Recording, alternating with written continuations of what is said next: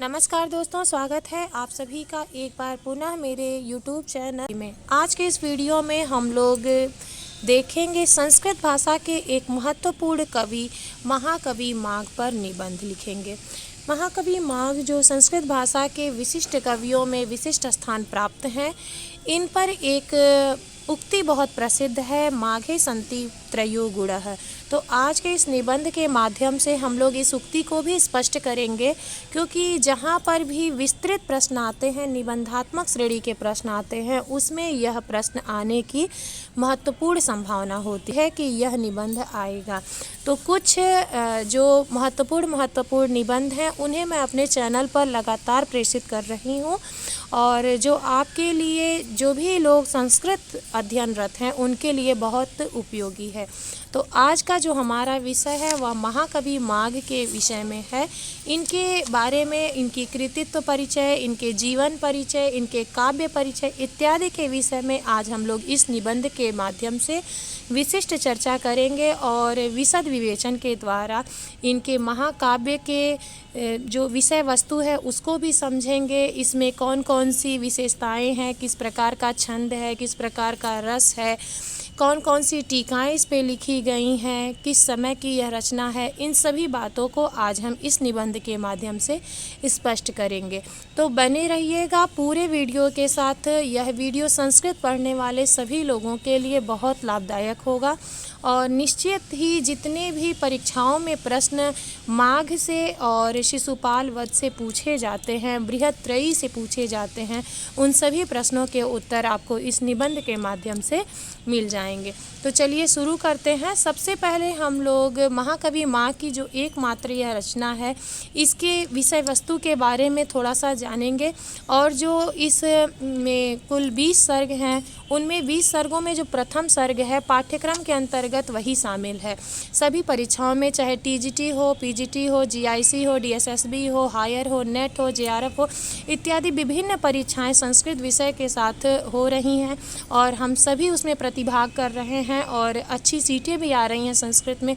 इसलिए आप लोगों को लगातार संस्कृत का अध्यापन करते रहना चाहिए, उससे एक निरंतरता बनी रहती है।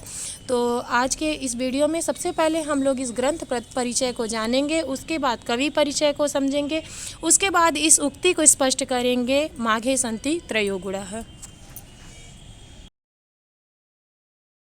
तो सबसे पहले उनकी जीवन परिचय को जानते हैं। जीवन परिचय के अंतर्गत किसी का जन्म कहाँ हुआ, किस शताब्दी में हुआ, कौन सा समय उनका रहा, उनकी रचनाएं कौन कौन सी रहीं, स्थान, माता पिता, उनके ग्रंथ पर लिखी गई टीका, ग्रंथ में जो रस है, अंगी रस, छंद, उसमें कौन कौन सा रहा, अलंकार क्या रहा, उपजीव्य काव्य क्या रहा, ये सभी चीज़ें इसके अंतर्गत आती हैं। तो जान लें, महाकवि माघ का जन्म जो है वह 7वीं शताब्दी में हुआ। 675 ईस्वी उनका जन्म माना जाता है। उनके समय उनकी एकमात्र रचना बस यही है, शिशुपाल वध महाकाव्य। और इनके जन्म का स्थान रहा राजस्थान, भीनमाल जिला। माता पिता का नाम ब्राह्मी और दत्तक प्राप्त होता है। टीका ग्रंथ है इनकी रचना पे, प्रसिद्ध टीकाकार जो मल्लीनाथ हैं उनकी टीका है सर्वांकसा नामक। तो शिशुपाल वध महाकाव्य पे सर्वांकसा नामक टीका प्राप्त होती है। इसका अंगी रस जो है वह वीर रस है, और छंद जो है वह प्रथम सर्ग में वंशस्थ छंद प्राप्त होता है। इसके अतिरिक्त अन्य भी छंद का प्रयोग किया गया है। और अलंकार के अंतर्गत चित्रालंकार का भी इन्होंने प्रयोग किया है। और इनके ग्रंथ का जो उपजीव्य महाकाव्य है वह है महाभारत महाकाव्य। तो बृहत्त्रयी ग्रंथ जितने भी हैं उन सभी का जो उपजीव्य ग्रंथ है वह महाकाव्य जो है तो सबसे महाभारत पहले ही हम है। लोग महाकवि माघ के जो ग्रंथ विशेष है, एक ही ग्रंथ है शिशुपाल वध, उसके विषय में जानते हैं कि इसकी विषय वस्तु क्या है, इसमें कितने सर्ग हैं, इसमें श्लोकों की संख्या क्या है, और पाठ्यक्रम के अंतर्गत इसका कौन सा सर्ग जो है वह पढ़ा जाता है, सर्वाधिक पाठ्यक्रम में कौन सा सर्ग सम्मिलित है। तो महाकवि माघस्य गौरवदायकं ग्रंथरत्नम् एकमेव शिशुपालवध उपलभ्यते। महाकवि माघ का गौरव बढ़ाने वाला ग्रंथ रत्न एक ही है जो शिशुपाल वध के नाम से उपलब्ध होता है। अस्मिन् महाकाव्ये विंशति सर्गा षोडश पंचचत्वारिश श्लोकाः विद्यन्ते। तो 1645 श्लोक इसमें है और 20 सर्ग इसमें प्राप्त होते हैं। शिशुपाल वध महाकाव्यस्य प्रथम सर्ग, शिशुपाल वध महाकाव्य के प्रथम सर्ग में श्रियपति श्रीमती शासितुम जगत इति एवं श्री शब्द पुरस्सरम वस्तु निर्देशात्मकम मंगला समाचरणम कथाम उपक्षिपति। शिशुपाल वध महाकाव्य के प्रथम सर्ग में श्रीपति श्रीमती शासितुम जगत इस श्री शब्द से आरंभ करते हुए वस्तु निर्देशात्मक मंगलाचरण प्राप्त होता है। कथा की शुरुआत वस्तु निर्देशात्मक मंगलाचरण से कथा की शुरुआत होती है। तो प्रथम सर्ग की कथा जो पाठ्यक्रम में सम्मिलित है उसको हम लोग जान रहे हैं कि पहले तो हम लोगों ने जान लिया कि माघ का जो ग्रंथ है वह एक ही प्राप्त होता है जो शिशुपाल वध के नाम से प्रसिद्ध है। भगवान श्री कृष्ण आकाश मार्गात भूमौ अवतरंतम देवर्षि नारदम दर्शः। भगवान श्री कृष्ण ने आकाश मार्ग से, पंचमी विभक्ति है, भूमौ भूमि पर, अवतरंतम उतरते हुए देवर्षि नारदम नारद को देखा। तो अगर हम कारक विभक्ति इत्यादि को अच्छे से जानते हैं समझते हैं तो अनुवाद करना बहुत आसान हो जाता है। नारदस्य आगमन अनंतरम, नारद के आगमन के बाद, सह वह कौन, भगवान श्री कृष्ण, सम्मान वचो भी, सम्मान पूर्वक वचनों से उनका अभिनंदन करते हैं और तस्य शुभागमन कारणम परिप्रच्छ, उनके शुभ आगमन का कारण पूछते हैं।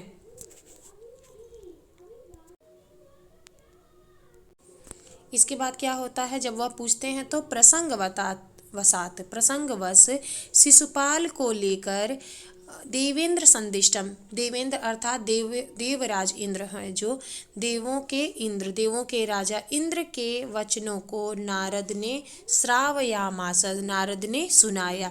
क्या सुनाया कि प्राचीन काले हिरण्यकश्यपु नामा दैत्य बभूव, प्राचीन काल में हिरण्यकश्यपु नामक दैत्य हुआ। तदा नरसिंह शरीरम धारित्वा विष्णु तम जघान, तब नरसिंह अवतार धारण करके विष्णु ने उसे मार दिया, भगवान विष्णु ने तम जघाना, उसे मार दिया। द्वितीय जन्मनि स एव रावणो नाम राक्षस बभूव, दूसरे जन्म में वही रावण नामक राक्षस हुआ।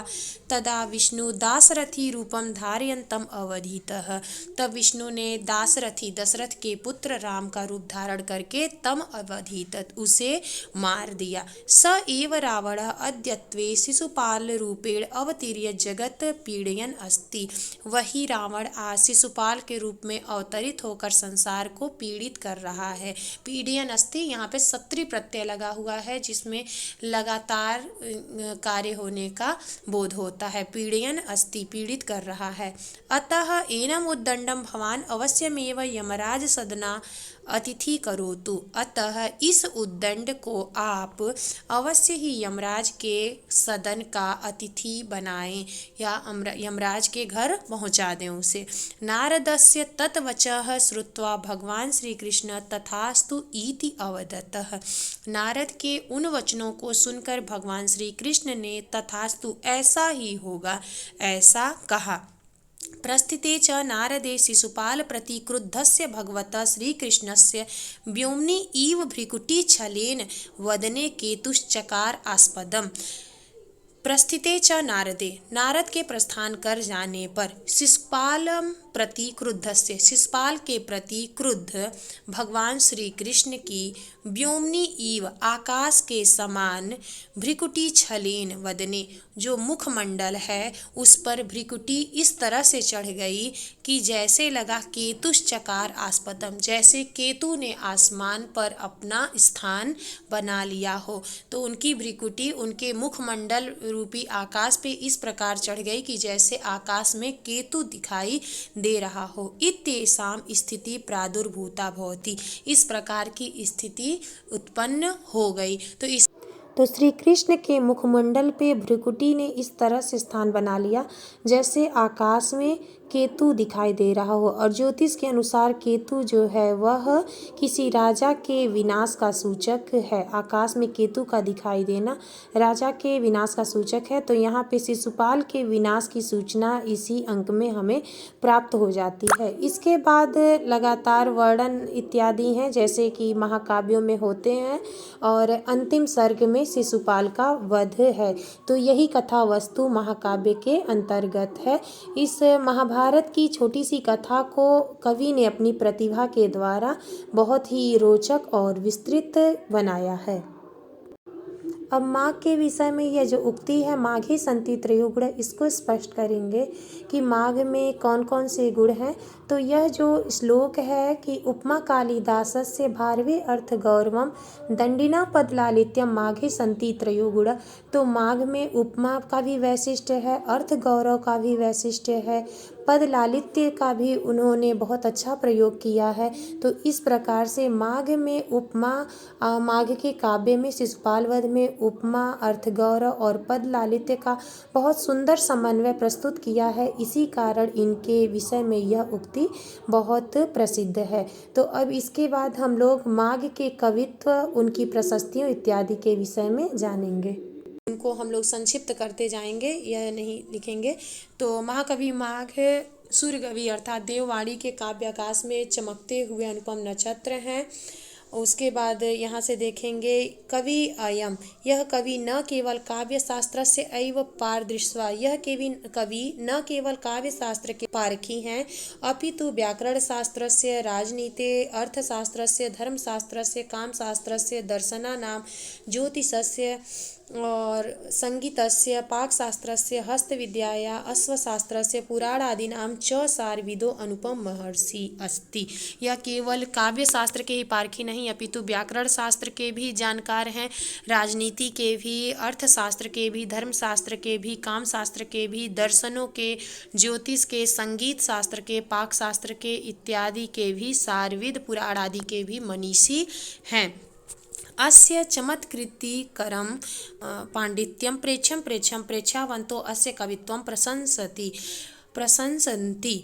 इनके अस्य अर्थात माघस्य, माघ के चमत्कारित्व और पांडित्य को देख देख करके देखने वाले अर्थात जो समीक्षक हैं वह इनके कवित्व की प्रशंसा करते हैं। कवित्व की क्या प्रशंसा किए हैं? अब माघस्य गौरवम हम लोग देखेंगे कि माघ की विशिष्टता किन किन में है। अब यहाँ हम माघ की प्रशस्तियों के विषय में देखेंगे अर्थात माघस्य गौरवम। तो माघ कवि की प्रशस्तियों में अन्य कवियों ने कहा है, अन्य जो समालोचक हैं, जो संस्कृत की समालोचना करने वाले विद्वान हैं, उन्होंने कहा है माघ के विषय में, उनके काव्य शिशुपाल वध के विषय में कि मेघे माघे गतम वय। सबसे प्रसिद्ध उक्ति तो यही है कि मेघे माघे गतम वय, जहाँ पे शिशुपाल वध की तुलना कालिदास की रचना मेघदूत से की गई है कि कालिदास की जैसे मेघदूत है, उसके अध्ययन अध्यापन, उसके अनुशीलन में पूरी अवस्था भी व्यतीत कर दे तो कम ही लगता है। उनकी रचनाओं में जो पाठक है, जो सहृदय है, वह इस प्रकार से भाव विभोर हो जाता है कि वह कभी भी नीरसता का अनुभव नहीं करता। उसी प्रकार से जो माघ का काव्य शिशुपाल वध में भी इतना अच्छा, इतना स्वाभाविक वर्णन किया गया है कि वहाँ पे जो सहृदय है, जो पाठक है, वह उसमें अपनी पूरी अवस्था व्यतीत कर दे, तब भी उसके अध्ययन अध्यापन से वह कभी भी मतलब नीरस नहीं होता है। तो मेघे माघे गतम वयः का जो अर्थ है वह यही होगा। उसके बाद है नवसर्ग गते माघे नवशब्द न विद्यते, यह भी इनके काव्य के विषय में कहा गया है कि शिशुपाल वध जो महाकाव्य है वह 20 सर्गों का है, लेकिन उसके 9 सर्गों तक ही शिशुपाल वध में इतने शब्द राशि का प्रयोग कर दिया गया है कि पूरी एक शब्द कोश ही तैयार हो गया है। उसमें कोई भी शब्द ही नहीं बचा है कि आगे प्रयुक्त किया जा सके। 9 सर्गों तक ही उन्होंने इतने शब्दों का प्रयोग किया है कि पूरी एक शब्द राशि तैयार हो जाए। इसके बाद इनके विषय में कहा गया है कि माघीसु माघ इत, काव्येषु माघ इत, काव्यकारों में तो माघ ही हैं। इसके अतिरिक्त एक अन्य भी उक्ति इनके विषय में प्रसिद्ध है कि एक मुरारी कवि हैं जिनकी रचना है, जिनका नाटक है अनर्घ राघव, जिसमें उन्होंने छंद अलंकार इत्यादि का बहुत पांडित्य प्रदर्शन किया है, जो साधारण जो पढ़ने वाले हैं पाठक हैं उनके लिए वह बहुत आसान रचना नहीं होती है, उतनी समझ में नहीं आती है पांडित्य प्रदर्शन के कारण। तो कहा गया है कि यदि मुरारी काव्येषु आप लोगों को पढ़ना है मुरारी पद चिंताश्चेत माघे रतिम पुरो, यदि आपको मुरारी का अनर्घ राघव पढ़ना है तो उसके पहले आप शिशुपाल वध का अध्ययन करिए। जब शिशुपाल वध समझ जाएंगे, उसके पांडित्य, उसके चित्रालंकार इत्यादि जो हैं छंद रचना है उसको समझ जाएंगे, तभी आपको आनंद आएगा मुरारी के काव्य अनर्घ राघव को पढ़ने में। तो ये सभी जो प्रशस्तियां हैं यह महाकवि माघ के विषय में कही गई। अब उनके जो कृतित्व है उसको हम लोग देख लेंगे। तो वह जो ग्रंथ परिचय हम लोगों ने पढ़ा वही चीज़ यहाँ पे भी है कि कवि एतस्येन, कवि के गौरवदायक ग्रंथ है एक ही है जो शिशुपाल वध के नाम से प्रसिद्ध होता है, जो हम लोगों ने ग्रंथ परिचय में पढ़ा था वही चीज़ है। अस्मिन् महाकाव्ये विंशति सर्गा षोडश पंचचत्वारिंश श्लोका विद्यन्ते, तो ये भी हम लोगों ने पढ़ लिया था। अब यहाँ पे है जो ये चीज़ यहाँ पे नहीं मिल रही है कि 15वें सर्ग में क्षेपक श्लोक 34 प्राप्त होते हैं। तो हो सकता है कभी प्रश्न में पूछा जा सकता है हायर इत्यादि में, जहाँ कठिन परीक्षाएं होती हैं, बड़ी परीक्षाओं में पूछा जा सकता है कि पंचदश सर्गे क्षेपका श्लोका चतुस्त्रिंशत् च कविवंश वर्णन श्लोका पंच तेषाम् अपि समाहारं श्लोक संख्या षोडशशतं 84 भवति। तो 15वें सर्ग में जो प्रक्षिप्त श्लोक हैं, प्रक्षिप्त श्लोक 34 हैं, और ग्रंथ के अंत में जो महाकाव्य का जब यहाँ पे ग्रंथ अंत होता है तो वहाँ पे कवि वंश वर्णन बताया गया है, जिससे पता चलता है इनके माता पिता, इनके समय, इनकी स्थान इत्यादि का वर्णन जहाँ पे है। तो कवि वंश वर्णन में 5 श्लोक हैं, उनको भी यदि हम लोग इसमें समाहार कर लेते हैं तब श्लोकों की संख्या 1684 हो जाती है। तो कुल 39 श्लोक जो हैं वह बढ़ जाते हैं। तो हो सकता है यदि श्लोक संख्या बहुविकल्पी में पूछी जाए किसी परीक्षा में, तो यदि दोनों दिए हों तो दोनों ही सही होंगे। वहाँ पे 1645 हम लोगों ने देखा था और यहाँ पे 1684 यहाँ पे देखा था, तो कुल 39 श्लोक यहाँ पे बढ़ जाते हैं। तो इसमें इसको हम लोगों ने जाना। उसके बाद माघस्य वैशिष्ट्य, अब हम लोग माघ के वैशिष्ट्य को जानते हैं। माघस्य वैशिष्ट्य, माघ की विशेषता। विपश्चित भी विद्वानों के द्वारा महाकवि कालिदासस्य कृतिषु उपमा नाम प्राधान्यम, विद्वानों के द्वारा महाकवि कालिदास की कृतियों में उपमा की प्रधानता है। तो भारवी कृत किरातार्जुनीयम ग्रंथ में अर्थ गौरव का वैशिष्ट्य देखने को मिलता है।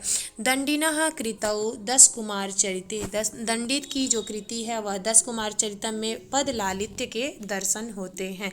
माघस्य च कृतौ, माघ और जो माघ की कृति है शिशुपाल वध में त्रयाणाम पूर्वोक्तानाम गुणानाम समन्वयम समीक्षा सहलादम उद्घोष्यते यत्, तो माघ की जो कृति है शिशुपाल वध में तीनों ही जो पूर्वोक्त गुण हैं, जो उपमा है, जो अर्थ गौरव है, जो पद लालित्य है, तीनों का समन्वय देखने को मिलता है।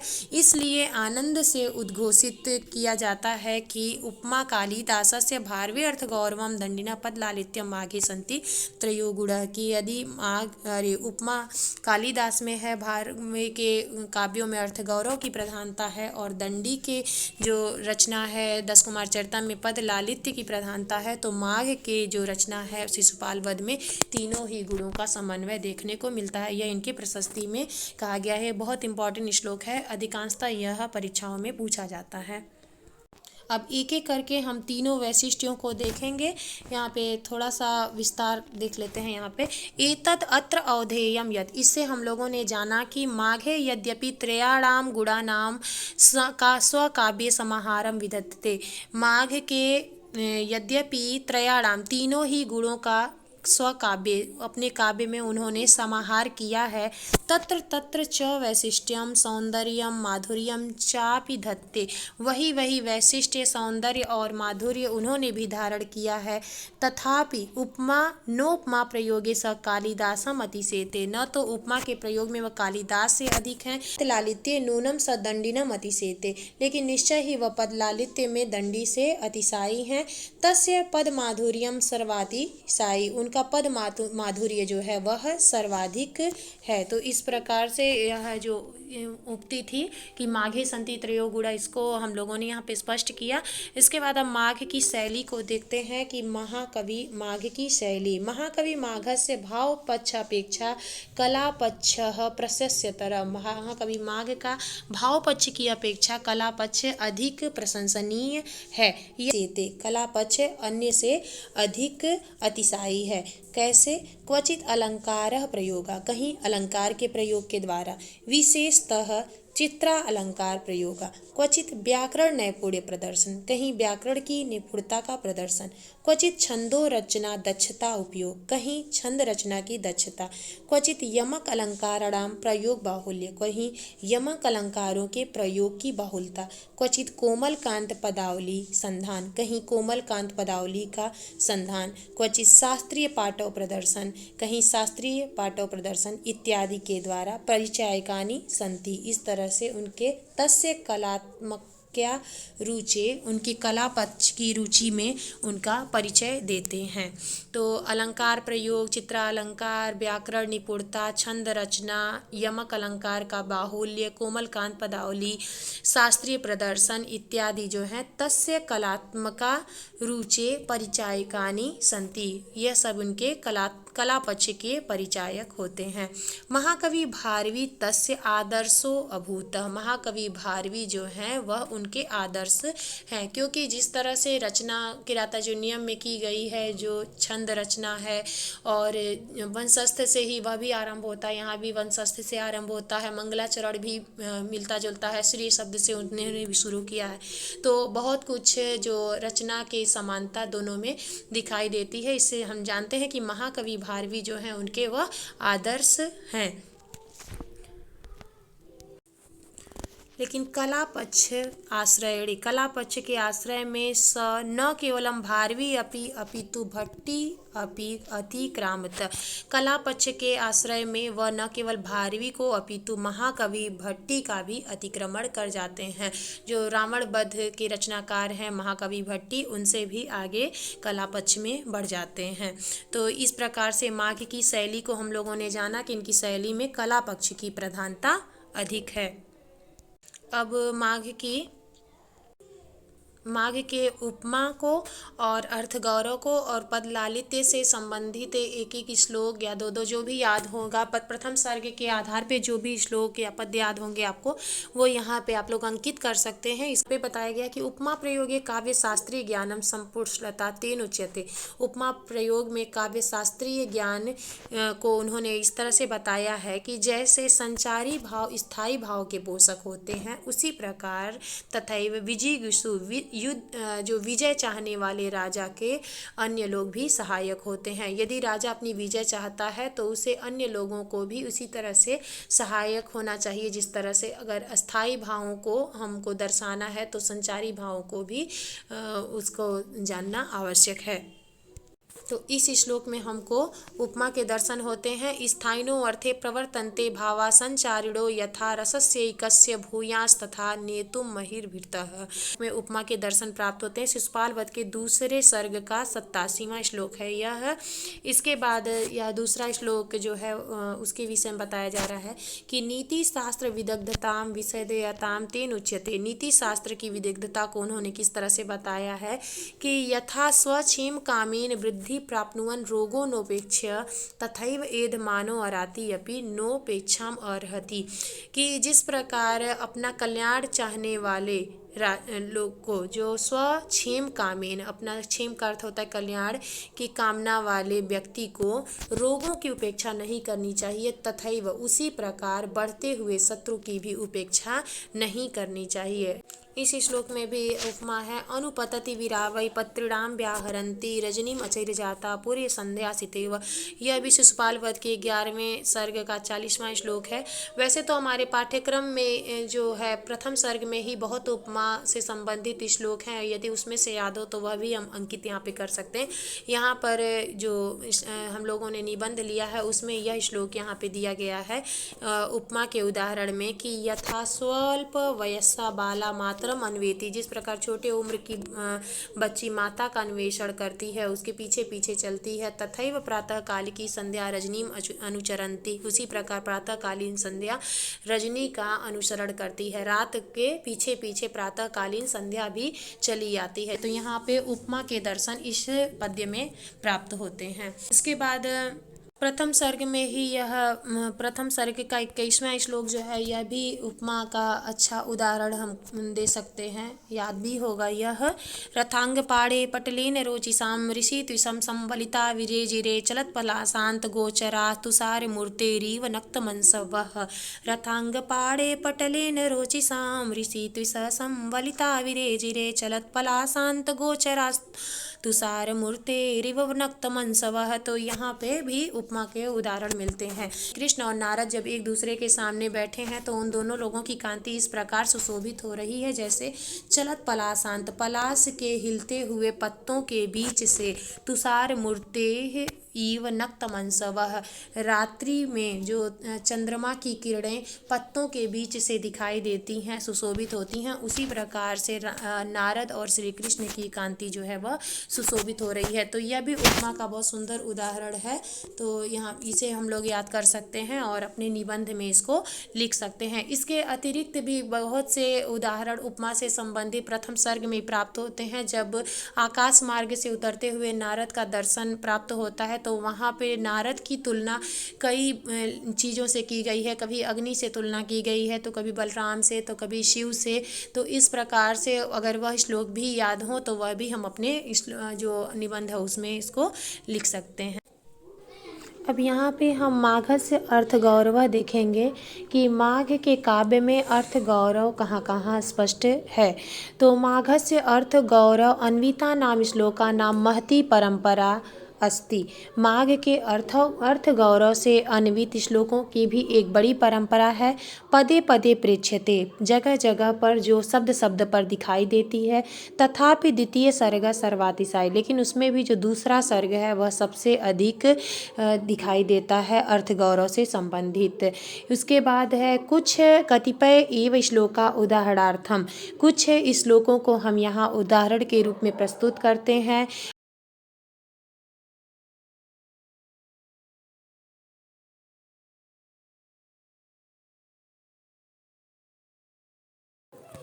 अस्मिन् श्लोकस्य, इन श्लोकों की विविध शास्त्रज्ञता, विविध शास्त्रों को ज्ञान की, कल्पना की, भावोत्कर्ष की, व्यवहार पाठव, व्यवहार कुशलता, लोक आराधन क्षमत्व च समीक्ष्यते इत्यादि हम की समीक्षा इन श्लोकों में भी कर सकते हैं। इसके बाद जैसे यहाँ पे एक श्लोक प्रयुक्त है कि सदाभिमानैक धना ही मानिनम, क्योंकि स्वाभिमानियों का एकमात्र धन स्वाभिमान ही है मानियों का, इसलिए उनका एकमात्र धन स्वाभिमान ही है अभिमानियों का। एक तो यह श्लोक भी है, अर्थ गौरव का उदाहरण है। फिर यह भी श्लोक है ऋते रवि चालितुम क्षमित क क्षमा तमा कांडम मलिमसम नव, कि सूर्य के अलावा, सूर्य के अतिरिक्त ऐसा कौन है जो अंधकार को दूर कर सकता है, इसी तरह से आपके अतिरिक्त ऐसा कौन है जो दुष्टों के न्याय से संसार की रक्षा कर सकता है। इसके बाद इस श्लोक में भी बहुत अच्छा उदाहरण है अर्थ गौरव का। छड़े छड़े यन्नवताम उपैतु तदेव रूपम रमणीयताया, कि जो क्षण क्षण पर, समय समय पर नवीनता को धारण करती है वही रमणीयता कही जाती है। इसके अतिरिक्त इस श्लोक में भी उदाहरण जो है अर्थ गौरव का उदाहरण है। उदासितारम निगृहीत मानसै अध्यात्म दृशा कथंचन बहिर्विकारम प्रकृते पृथक विदु पुरातनम त्वाम पुरुषम पुरा विदः। आप उदासीन हैं, नारद भगवान श्री कृष्ण कैसे कहते हैं कि आप उदासीन हैं सभी चीज़ों के प्रति, और जो अपने मन को वश में कर लेता है वही आपको किसी प्रकार से देख पाता है। आप सभी प्रकार के विकारों से दूर हैं, आप प्रकृति की सभी चीज़ों से भिन्न है, प्रकृति पृथक है। और पुरातनम पुरुषम विदु, आप ही प्राचीन पुरुष हैं, पुरातन पुरुष हैं। तो इस प्रकार से बहुत से श्लोक जो हैं, इसमें से कोई भी आप याद कर सकते हैं अर्थ गौरव के रूप में, जिनको स्पष्ट कर सकते हैं। माघे पद लालित्यम पदे पदे प्राप्यते। माघ के काव्य में शिशुपाल वधे पद लालित्यम पदे पदे प्राप्यते। शिशुपाल वध में पद लालित्य शब्द शब्द पर दिखाई देता है। पदों का सुकुमारता, वर्ण माधुर्य, भाषाओं की संगीतात्मकता, भाव के अनुसार भाषा का आश्रय, भाषा में आरोह अवरोह पद लालित्य को दर्शाता है। भाषायाः संगीतात्मकता को इस प्रकार से हम लोग देखते हैं। तो माघे पद लालित्यम पदे पदे प्राप्यते। पद सौकुमार्य, वर्ण माधुर्यम, भाषाया संगीतात्मकता, भावानुसारी भाषा आश्रयणम, भाषायाम आरोह अवरोहश्च पद लालित्यम समेधयति। भाषाया संगीतात्मकत्वम यथा मधुर्या मधुबोधित माधवी। देखिए मधु मधु शब्द की आवृत्ति बार बार हो रही है, इसे ही पद लालित्य कहते हैं। मधुर्या मधुबोधित माधवी, मधु समृद्धि समेधित मेधया, मधुकर अंगनया मुहुर्मद ध्वनिभृताम निभृताक्षर मुज्जगे। तो जो भी इसमें से 3 यहाँ पे दिए गए हैं, 3 श्लोक हमको पद लालित्य के अंतर्गत, इनमें से जो भी अच्छे से याद हो जाए उसको लिख करके हम पद लालित्य को स्पष्ट कर सकते हैं। इसके बाद यह जो श्लोक है देखने को मिलता है, यह तो जो है यमक अलंकार का बहुत सुंदर उदाहरण है और अधिकांश स्थानों पर हमें यह श्लोक देखने को मिल जाता है। यमक अलंकार अलंकृत भाषा आश्रयेण माधुर्यम यथा। यमक अलंकार पर अलंकृत, यमक अलंकार से अलंकृत भाषा के आश्रय के द्वारा इस माधुर्य को हम लोग यहाँ पे देख सकते हैं। नव पलास पलास वनम पुरम, स्फुट पराग पराग पंकजम, मृदुलतांत लतांत मकोलयत, ससुरभि सुरभि सुमनौ भरे। तो नव पलास पलास वनम पुरम, स्फुट पराग पराग पंकजम, मृदु लतांत लतांत मकोलयत, ससुरभि सुरभि सुमनौ भरे। तो इस प्रकार से यह जो धरती है वह किस तरह से सुगंधित से और फूलों से भर गई है, यहाँ पे हमने यमक अलंकार से संबंधित पद लालित्य को देखा। अब अंत में इसको देख लेते हैं। माघे संति त्रयो गुणा को स्पष्ट करें। यदि अति लघु में या लघु में यह प्रश्न आता है तो इसको कैसे लिखेंगे, इसको देख लेते हैं कि उपमा कालिदास से भारवे अर्थ गौरवम नैषधे पद लालित्यम माघे संति त्रयो गुणा। दंडिना पद लालित्यम और नैषधे पद लालित्यम दोनों का प्रयोग होता है, क्योंकि दंडी जो हैं वह मूलतः जो हैं वह गद्यकार हैं, गद्यकार कवि हैं, उनकी 10 कुमार चरितम रचना प्राप्त होती है। और यह जो नैषधि है वह महाकाव्य है। तो अगर महाकाव्यों में हम देखते हैं कि कहाँ कहाँ इनका पद लालित्य है, तो यहाँ पे पद नैषधि का भी प्रयोग होता है और दंडी का भी प्रयोग होता है। नैषधिकार जो हैं वह श्रीहर्ष हैं और दंडी जो हैं वह 10 कुमार चरितमकार हैं। तो ये दोनों प्रयोग यहाँ पे दिखता है, पद लालित्य के लिए दोनों का प्रयोग होता है। तो इसको अगर हम व्याख्यायित करना चाहते हैं तो इसको इस तरह से करेंगे। अर्थात कालिदासस्य उपमा भारवे अर्थ गौरवम श्रीहर्षस्य पद लालित्यम ईसाह त्रयाणाम समन्वय महाकवि माघस्य काव्ये समुपलभ्यते। इन तीनों का एसाम त्रयाणाम, इन तीनों का ही समन्वय महाकवि माघ के काव्य में उपलब्ध होता है, प्राप्त होता है। एतद अत्र अवधेयम, इस प्रकार हमने जाना कि यद माघे यद्यपि, जबकि माघ में तीनों ही गुणों का समाहार दिखाई देता है माघ काव्य में, तत्र तत्र वैशिष्ट्यम सौंदर्यम माधुर्यम चापि धत्ते, वही वही सौंदर्य विशेषता और माधुर्यता भी प्राप्त होती है।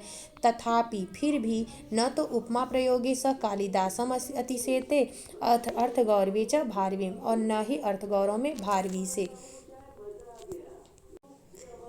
पद लालित्य नूनम सदंडिनम अतिशेते, पद लालित्य में निश्चय ही वह दंडी से अतिशायी है। तस्य पद माधुर्य सर्वातिशायी, उनका पद माधुर्य जो है वह इन तीनों गुणों में सर्वाधिक अतिशायी है। माघ त्रयाणाम अपि गुणानाम संकलने नितराम साफल्यम अवापेत्य एवं, यह तीनों ही गुणों में माघ ने नितराम निश्चय ही सफलता को प्राप्त किया है। तस्य महत्वम, यही उनका, एवं तस्य महत्वम, यही उनका महत्व है।